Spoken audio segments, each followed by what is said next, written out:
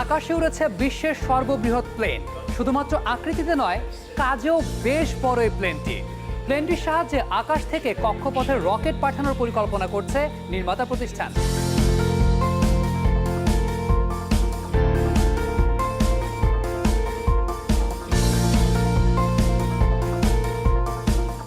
প্রথম ফ্লাইটে আকাশে উড়ল বিশ্বের সবচাইতে বড় প্লেন।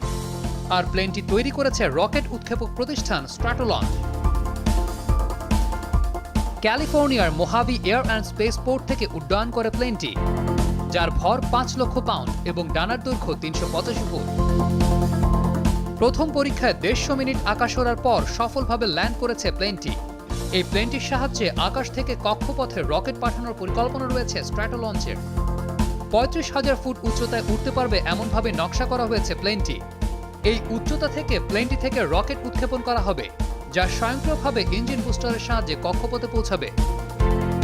তবে প্রথম উড্ডয়ন পরীক্ষায় প্লেনটিতে কোনো রকেট ছিল না।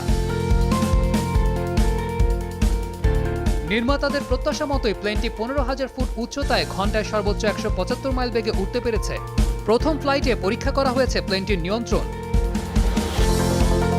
50 জন কর্মী ছাঁটাই এবং নিজস্ব রকেট তৈরির প্রকল্প বাতিল করার 3 মাস পরই প্লেনটির পরীক্ষা করল স্ট্র্যাটোলঞ্চ।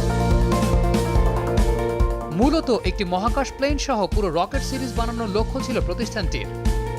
মাইক্রোসফট সহ প্রতিষ্ঠাতা পল অ্যালেনের মৃত্যুর পরই তারা পরিকল্পনা বদলায়। 2011 সালে স্ট্র্যাটোলঞ্চ প্রতিষ্ঠা করেছিলেন অ্যালেন।